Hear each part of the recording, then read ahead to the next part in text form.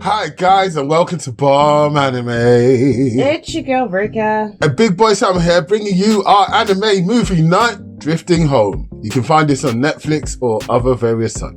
This is surrounding a bunch of kids that basically end up in an abandoned apartment building for various reasons. You've got Natsume, who's there because she's upset that someone's passed away. You've got Kusuke and friends there because they want to mess around and find this ghost, because there's these ghost stories surrounding this apartment building. And then you've got Reina and her friend Judy, who are there to chase man. Reina is there to chase Kusuke. Judy is like one of those day one friends, wingman, etc. Nopu, plant ghost boy.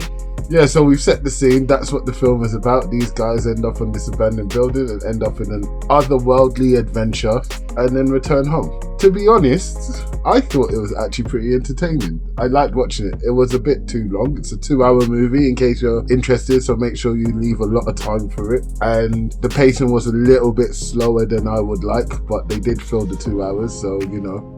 But there were some entertaining moments in it, so let's talk about a few of them. So the relationship between Kusuke and Natsume is one of pure platonic, brotherly, sisterly sort of love, and they're both dealing with the grief and the loss of Grandpa Yasuji, as well as the loss of their home apartment, which is about to be demolished. And throughout the whole show, you see the different points of views going on between what they're thinking, what they've done, and what's their process in dealing with the grief. It was quite touching, I thought, in that sense, and I think that the writers did a really good job there.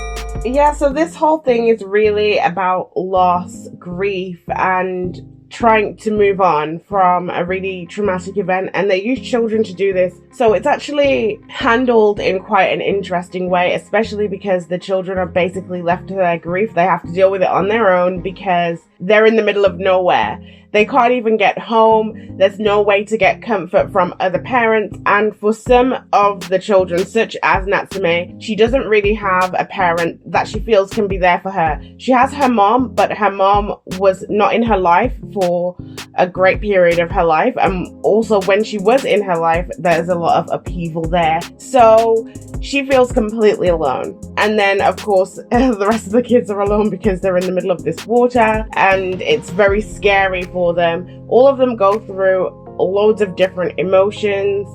I would say that what I found really strange and interesting between two of the characters, Natsume and Reina, was that no matter what Reina did, she was chastised for it. Now, she wasn't always the best. Sometimes she was a bit bratty. She didn't always handle situations in the best way, but sometimes her emotions were valid, and still she was told to basically shut up, don't talk about it, be nice. But Natsume, who put people's lives in danger, put her own life in danger, seemed to at times not care about what her actions would do to other characters. No matter what she did, she was praised. Everybody was like, oh, leave her alone, like, be nice to her. And it was just so strange because, to me, both of these characters did things that were quite unacceptable considering what's going on, and both of them did things that were valid. They had emotional outbursts that were valid because of what was going on around them and what was going on personally. Yeah, the dynamic between Reina and Natsume was very contentious at times. Reina always assumed that Natsume was in the way of her getting to Kosuke, so the little bit of jealousy was there, and it came out, and she wasn't even trying to hide it, which is fair. I kind of respect that from anyone. Be honest and be true to your feelings, and there's no need to hide it. However, there were at times where Reina was being disruptive and it was counterproductive, but Ruka's right. The stuff that Natsume did was very, very disruptive and very like the antithesis of what the plan was, which was to go home. They had a raft, they were on the way to the beach, and then out of nowhere, she decides that she's going to go back for Napa, I don't know his name. And she literally, again, because of the love between her and Kosuke could have let her go. So Kosuke then went after her. And if Kosuke's going, the whole other team is going to get dragged into the situation. But that could have all been avoided if she got her ass on the damn boat and carried on drifting. But that didn't happen. And that's just one example. There's many examples if you want to go and watch this. But it was interesting that they didn't try and nicify the characters in a sense. They made all the characters sort of real and still did it in a cutesy kids friendly way. I thought that was a brilliant piece of writing. I would say that due to the handling of these two characters in particular, because to me they were very similar. Very. In terms of the level of disruption, the things that they were doing that was against the group, and then some valid actions, because both of them have valid reasons for behaving this way, even if it's not the best course of action. Right. But because Natsume got a pass on absolutely everything and Reina got a pass on nothing, it just made me really dislike Natsume's character more, because I felt like there was no consequences for her character. The thing that you just spoke about with the raft almost cost Kusuke his life because she was chasing after a plant person that we all knew was already dead. Well, I don't. Maybe he's the spirit of the building. No, yeah, go on. We all knew he was already dead for a long time. We knew he was already dead, and she ran off to go because she couldn't let go of him, but you could let go of all of your other friends that you've grown up with this whole time. And then on top of that, he jumped in after you, and you had no concern for whether he would have been okay or not. You didn't show 1 ounce of concern. In fact, when he came to save you, you berated him and decided that this was a great time to have a big, massive fight, like a physical fight. Yep, that's another example. Them two, between Kosuke and Natsume, always fighting, always busting each other's chops. Like, at first, to be honest, I was on Team Natsume because I thought, what's going on? Why is this girl being so mean to her? Blah, blah, blah, blah, blah. But the more you carried on and the more you realised that she was a pathological liar and couldn't be true to her emotions and was impulsive to the detriment of the team and constantly doing all these things that were like, it's her way. She doesn't need you. Oh, we need food. Whoops. She doesn't need you. Oh, we need you to go over to the other thing and get a vending machine. Stuff like, do you get what I mean? There were so many things where you're just like, bruv. Off. Like literally the whole time I was thinking, okay, I completely did a flip 180 on how I was feeling about Natsume. And yes, I'm not gonna lie, the way that the bias towards her did play a part. But let's move on to Judy's character, because I think Judy's character is quite interesting. She is ride or die for Reina non-stop, regardless. And like, even when she's telling her off, she's apologizing for it. Even when she's like correct in what she's saying, like, Reina, shut up, like, we don't need this right now.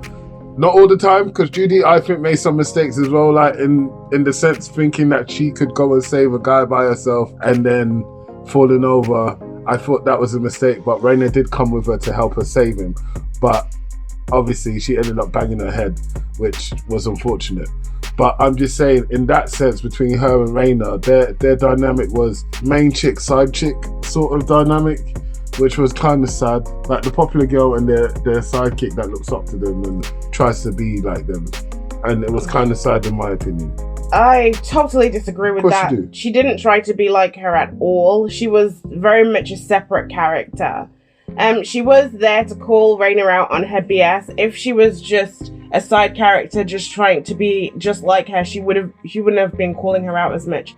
Also, I really liked the fact that she went to go and save one of the other children, because she was saying, you know, like, I always hide behind you. She was talking about Reina, I hide behind you. And this showed some character progression where instead of just hiding behind the friend because she's a little bit more shy, she's not as outgoing, she did something that was courageous, brave, scary, and dangerous to save somebody else, which she actually succeeded in doing. When she hurt herself, it was actually not because she was trying to save the boy. He had already been saved. She was just trying to get the radio so that they would be able to communicate with each other, and part of the building collapsed. I don't think we can blame her for doing that. I wasn't blaming. And I like her character because she definitely developed, even though she was a small character and she only had a small part in it. No, I agree with you. I wasn't blaming her for her injuring herself. I'm just saying that, like, it was a series of unfortunate events, and some of them were good ideas and some of them were bad ideas. But yeah, you're right. The growth that she gained in this movie was actually really cool. We saw it in real time, actually becoming a stronger, more into herself person. And I do like Judy's character. I thought it was pretty cool. What did you think about Napa? Noppu, I didn't really have any thoughts to do with him because I found his presence quite confusing. He watched over them the whole time they were in the apartment building. He's been in the apartment building since it was created, but there's literally no clue as to why he's even still here or how he even was able to do that and why he was watching them. It's an apartment building. There would have been loads of kids there having similar experiences. I just didn't really understand his presence in this movie, and the fact that he somehow dragged them along with him. I don't know, I found his presence in the movie confusing. I feel like he was a device to explain why they were drifting off, but I don't think that it did enough to explain his presence. So my opinion on Noppu is the fact that I actually didn't mind him as a character. I thought it was a bit dead, wooden, sort of ineffectual, up until the moments where it came to Kosuke and Natsume getting injured or being in a perilous situation. Then somehow he rose to the occasion. And I was okay with that. A character like that used for exposition, used in order to move the plot along and whatnot is great. Up until the end. The end made me so pissed off because at the end of the day, he turned around and said, okay, cool, you can go home now. And I was like, wait, what? So man could have done this at the very beginning. There was no need for them to go through this whole entire ordeal, feeling starving, having to go and forage for food, using salt water to wash yourself. Like, all of that stuff could have been avoided if this guy was a stand-up guy and just, sent them home straight away and said, whoops, you're not supposed to be here, don't worry, bye. Do you get what I mean? That would have been the whole movie done in like 5 minutes. And I know that we wouldn't be talking about it right now, but it would have been the right thing to do. Really and truly, he's a selfish brother, and I think personally he used them to get to the paradise for his people, and when he got there, then he sent them home because he didn't need them anymore. Also, what I found confusing is that Natsume said that this has happened before where she was drifting at sea, but then when she woke up, no time had passed. However, when they all got back, the parents were like, oh my gosh, you've been gone so long. It's just... Yeah, there was that was inconsistent. Yeah, huge inconsistency. Also, at times I found in the movie that there was just too many things going on. For instance, the shop is banging into the place where they are staying. Now there's a hole in it. Then they're trying to get back, but then this other boy falls off the edge of the building. They go to save him. Then the other girl's falling off the building, and it was just so much all at once. And I feel like they wouldn't have to do that if they just cut the runtime down a little bit. It was just too long, and they wouldn't have had to do so much crazy actions all at once if they just pulled it back. Yeah, there was 2 or 3 montages in the film that I thought like at least 2 of them or 1 of them could have been taken away because it was totally unnecessary. Like, there was stuff that I was seeing, like, you told me you're building a raft, show me the end of the raft. You didn't need to show me the building process of a raft because it actually didn't move the plot along. There was other moments which, again, if you're going to watch it, I'm going to leave that to you. But I'm just saying, like, with what Ruka has said, I totally agree. 2 hours was too long, and this could have been easily done in maybe, hour and 10, maybe an hour and 15? Maybe under an hour if they really push it. No, I think hour and 10. 15, hour and 10. Sounds good. So, like, really and truly, I think that they missed a trick there and they really, really hammered home. I get it. Sometimes when you're an artist, you want to tell your full story and really dive into the details, but in terms of an entertainment value, it just could potentially switch people off, and unfortunately there were lulls in the film that would have done that for me. So what would you rate it? Out of 10, I'd give this a solid 6. I was entertained enough to not call it garbage, but there was certain moments of it that I did think was garbage. I will give this one a 7 because they dealt with loss, grief, jealousy, and they handled it very well, I would say. And that was the main theme of the movie. And also letting go, moving on, not allowing sad, hurtful experiences to stop you in your life. So I think that they handled that so well, and that was the massive selling point of the movie. They stuck to their theme. Yes, it did have sections that did go on a little bit too long. The movie is a little bit longer than I would have liked, but they did a good job overall. It wasn't a waste of time by any means. Yeah, I agree. Definitely not a waste of time. Alright, so there you have it, guys. We are out of here. Don't forget to like, subscribe, and share. And if you want to DM us, we're on Bomb Anime Insta. Peace.